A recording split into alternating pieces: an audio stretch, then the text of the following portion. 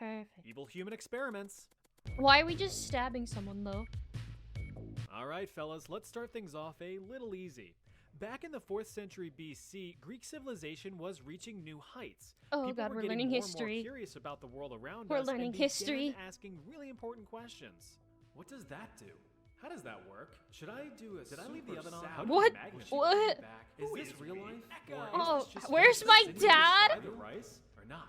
Did All someone pretty see the valid where's questions for my people dad? just wishing to learn the workings of the natural world. While many focus on the mechanics of the Okay. universe, others chose to focus on the inner workings of humans themselves, and not only from a philosophical standpoint. Sometimes you just want to know what makes us tick. That's what Greek physician Herophilus wanted to find out and document in detail. After getting his education at the Hippocratean Medical School in Greece, Herophilus What? turned his bulging eyes towards the city of Alexandria, Egypt, with its Okay. big, throbbing library Oh. chock full of scrolls Oh. just begging to be read. Time to go to Egypt, he said, and so he did. Doot, doot, doot. After getting himself established and taking on a student, a young physician named Erasistratus, they got to work. Together, the two men would begin to carve out a new branch of science, anatomy. But in Oh, order to do okay, so, I'm you down need with some this. bodies to cut open to start Oh. slopping their guts around. And what better way to obtain fresh That's- bodies than to use Oh, condemned criminals, captured and supplied by Oh. the Alexandrian Oh, yeah. rulers. Little Hero and Era were like kids in a candy store with a Oh, yeah, but- hopeful glimmer in their eyes, excited to begin their wondrous experiments. But surely the criminals Okay. put under the knife were already past their expiration date, right? Nope. No. Instead, Hero No. and Era performed live human What? dissections, called vivisections, to broaden their understanding of the human.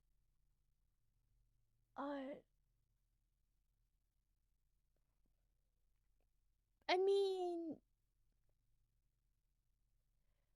Oh, he does have a little crack. Look at his little butt. He's so cute. Body. They even went as far as to perform these surgeries in full view of the public for anyone who thought it would be cool and interesting. Wow, that's both cool and interesting. Yeah, That's what it's I'm both. saying. Herophilus documented their findings in extreme detail, making breakthrough discoveries of the human anatomy. In doing so, he inflicted Oh, unimaginable the suffering to his pubes. subjects. He has Since anesthetics pubes. weren't really a thing back then, the victims felt every cut and slice, at least until they passed out from the pain or died of blood loss. Dissecting intestines, reproductive organs, eyes, Oh, or even shit. purposefully damaging the motor nerves to inflict paralysis. It was Oh basically my a big God. game of, what does this button do? What is this button? Oh! In the end, Hero and Era's findings over Okay. 40 years of vivisections were revolutionary for the medical world, especially since Fuck. human dissection would be outlawed shortly after their work was completed. It wouldn't be until 1800 years What later the that hell? performing human dissections What would be is this? What am I watching? Hello? What do we... Hello? Fuck. a medically acceptable practice again. But Is like, she you know, okay?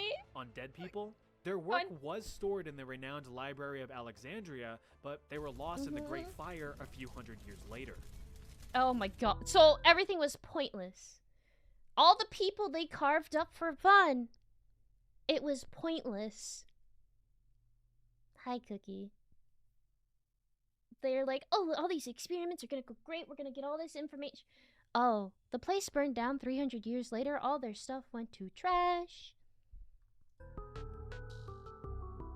Project 4.1 was actually a side project proposed immediately after the deployment of Castle Bravo, a high-yield Bravo. thermonuclear bomb that was dropped in 1954 by the United States. Bravo was part of Operation Castle, a series of other Oh my high-yield God. nuclear tests with the goal of establishing superiority over the Soviet Union. The Marshall Islands, a remote Pacific group of islands, served as ground zero for the detonation of the nuclear weapons. Castle Bravo was the strongest detonation and surprisingly produced 2.5 times the expected explosive yield, resulting in an explosive force equivalent to 15 megatons of TNT. That's To freaking... put that into perspective, that is 1,000 times the explosive force of the nuclear bomb dropped on Hiroshima, Japan in the final days of World War II. Like, goddamn. To make God matters damn, worse, were the you Marshall right? Islands were occupied with citizens. God damn! So U.S. officials were kind of like, Oh! sir, shouldn't we get those people out of the... Bless you. But, Thanks, sir. Allergies have been bothering me all day. Oh, did you Must be the wait, radiation, right? wait, No, but seriously, wait. are we gonna get those people out of the Yeah. out of the radiation zone? Yeah, the you know, that was on my to-do list. Don't you see his eat breakfast, work out, stare at ceiling, get natives off island, detonate Bravo, stare at it a lot, subscribe. Well, too late it's now, too late so now. let's just see how things turn out. Oh my Operation god. Castle was quickly amended with the addition of Project 4.1. This new section aimed to study the human response to significant radiation exposure. Jesus. You know, as if tens of thousands of victims in Hiroshima and Nagasaki Oh weren't no. evidence Yeah, enough. definitely Commander wasn't enough, of the you know. U.S. Naval Medical Corps, Eugene Cronkite, was in charge of the project and swore everyone involved to absolute secrecy because he thought the public wouldn't be too keen on the whole No, test nuclear really. radiation on non-consenting people thing. Yeah! Overall, Yeah! 239 Marshallese residents were exposed to significant levels of radiation and began showing signs of radiation poisoning a few days later. Symptoms included loss of hair and significant skin damage with weeping wounds, although the wounds did heal rather quickly. Immediate observations ceased after 75 days with the conclusion that no long-term effects were likely. But just out of long-term curiosity, effects? regular Okay, how are you gonna test long-term effects within the span of a couple weeks? What about years down the line when they get cancer? checkups were performed on the residents for years after. Women saw increases in miscarriages and stillbirths, and newborns that survived side experienced effects. developmental difficulties. No long-term side effects, by the way. No long-term side effects. What are these then? Impaired growth and a disproportionate development of thyroid cancer. In addition, about 1/3 of those exposed had developed significant tumors by 1974, 20 years after Operation Castle Oh my commenced. god. In the following years, Marshallese representatives spoke out against the United States with accusations that the scope of the experiment was premeditated and intentional. To Yes, which it U.S. was. officials Hi, responded, pancakes. "Nuh-uh." Nuh-uh! Your Honor. Nuh-uh. Your Honor. Nuh-uh. Nuh-uh, Your Honor. It wasn't us. No. During the early years of the Soviet Union, it wouldn't be uncommon for political opponents to quickly fall ill with a strong case of the death at the hands of poison. Oh. In fact, it was quite an effective and discreet way to silence any and all opposition without causing too much of a stir. Well, besides the public reacting to mysterious deaths. And that is why we must rise up against the... Oh, look at that. They got another one. So how were the Soviets...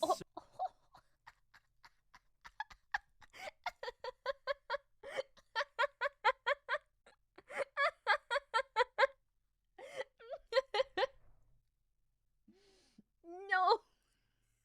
so good at developing successful poisons? Well, you've got to run preliminary trials on living subjects, of course.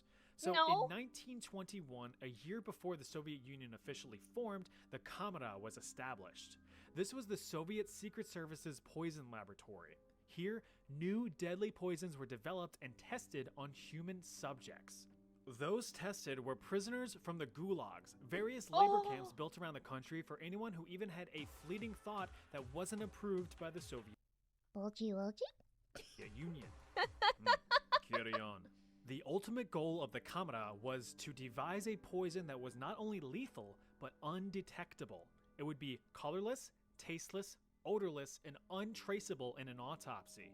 Prisoners would be unknowingly administered various test poisons, which were disguised as that's medication. a big needle. For me, if it isn't an orange Flintstone vitamin, I Yeah, don't trust it. they're The so various good. poisons tested included ricin, which causes severe internal distress and suffering, cyanide, which can cause violent seizures and heart attacks, and curare, a potent muscle relaxant that makes you painfully choke to death.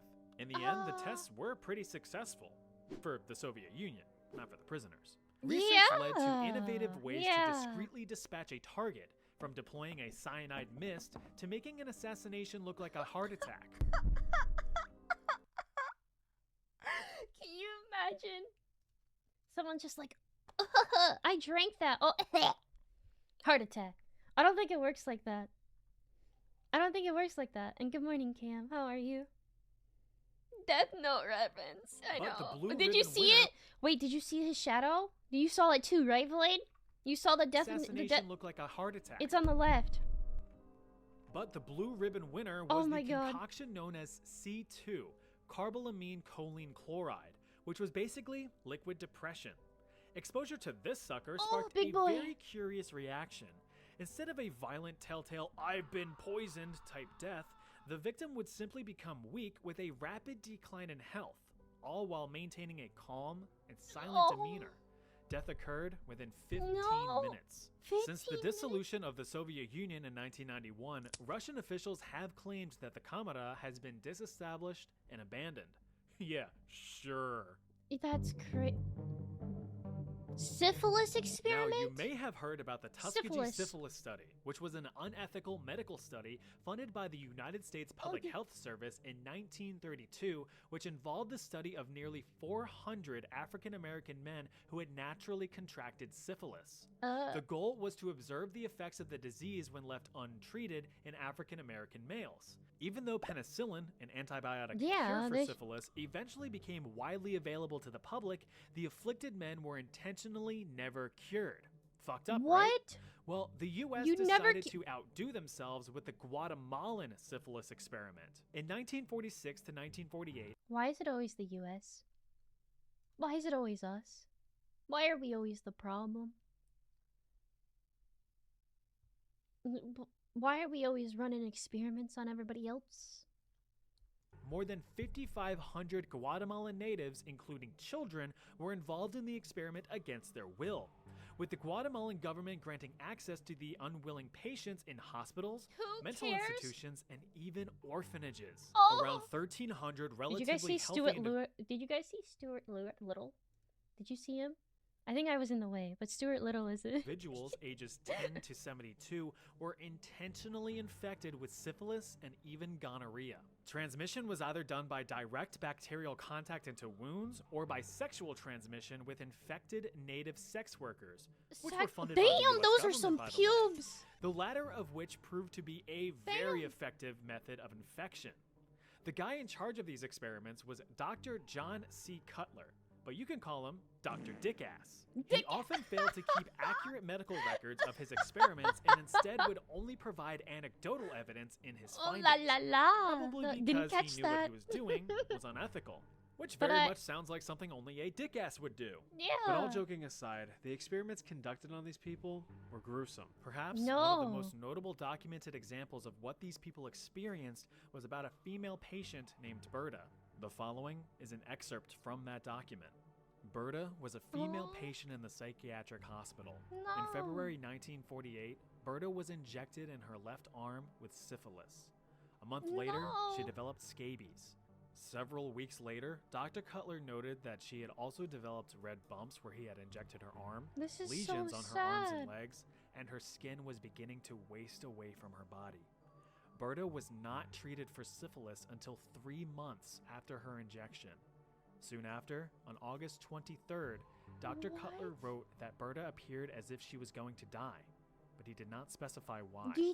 That same day, he put gonorrheal pus from another male subject into both of Berta's eyes, as well as her private areas.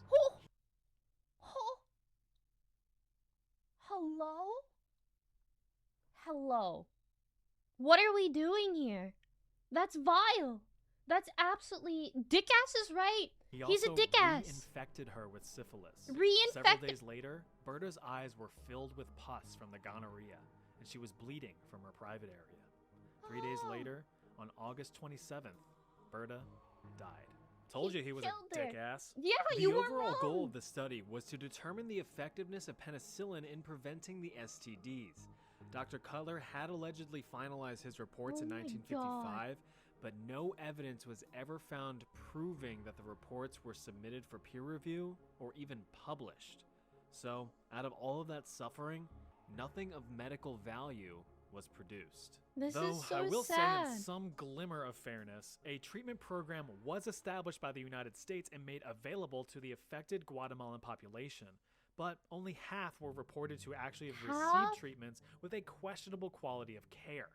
United States President Barack Obama formally apologized to the Guatemalan government in 2010, 62 years after the study was 60? performed.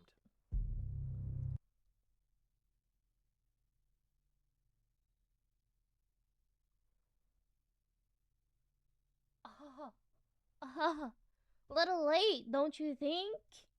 62 years later? You know. What do you mean? 62 years later? Hello?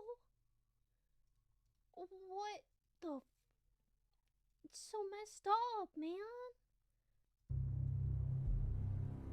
Yeah, that last one was quite the doozy, No. huh? Yeah. Well, Yes, buckle it up was. because it's about to get way worse. See this right here?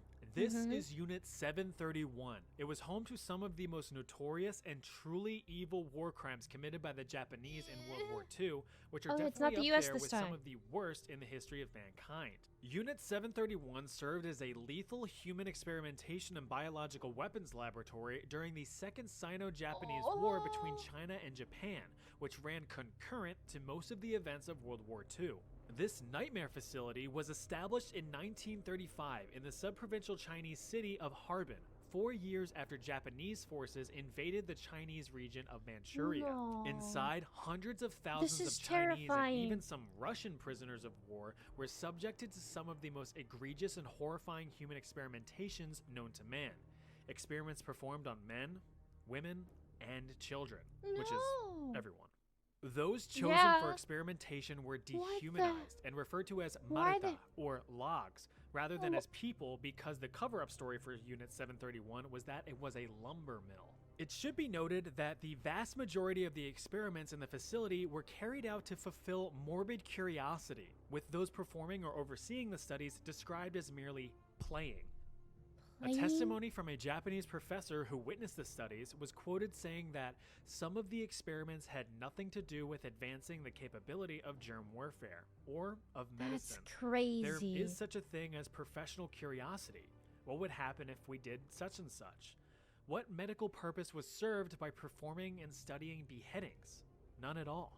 That was just playing around.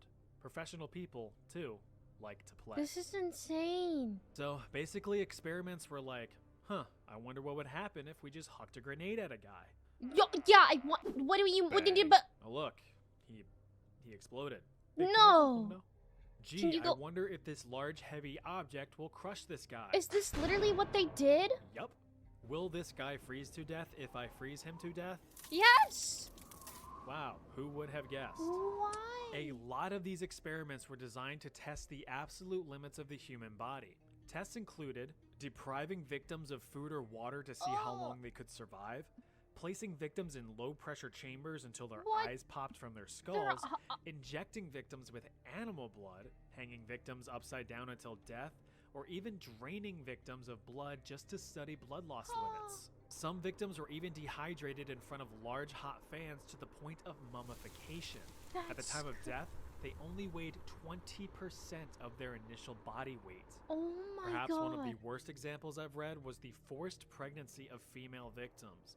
The mothers were injected with various diseases and drugs just to see how they affected the unborn child, sometimes No. performing a vivisection, No. cutting the fetus out of the mother for examination. There's honestly so many more What gruesome the- experiments that I just can't get into here, so if you are curious, I would encourage you to look them up. But it's like, No, I legit don't want really to. bad, so No, I'm good. by Me, the end of Mr. the war, Whalen, as not Soviet gonna do forces that. were closing in, Japanese officials had all remaining Oh, fuck. prisoners executed, and the entirety of Unit 731 hastily demolished to destroy any remaining evidence of the program's existence. That's The United crazy. States had discovered trace evidence and pressured Japanese officials into spilling The the fuck is beans, this? under threat that they would be Your handed Honor, over to Soviet no. officials for trial and punishment if Yeah. they did not cooperate. Once the U.S. learned the full extent of the horrors of Unit 731, all of those involved were swiftly brought to trial and executed Yes. for their Thank- crimes. Yes, Except- deserved. No, No? they actually weren't. In What? reality, the United States claimed that the data collected from the inhumane atrocities was actually pretty valuable, What? since it is otherwise ethically unobtainable through conventional Cupping means. the balls. As such, many of those Cupping the involved balls. were granted immunity and freedom in exchange for the data. The deal was struck, and the United States kept everything What is under wrong lock with and key. us? The Soviet Union, however, Why are we pursued like trials this? against the top military leaders and scientists from Unit 731.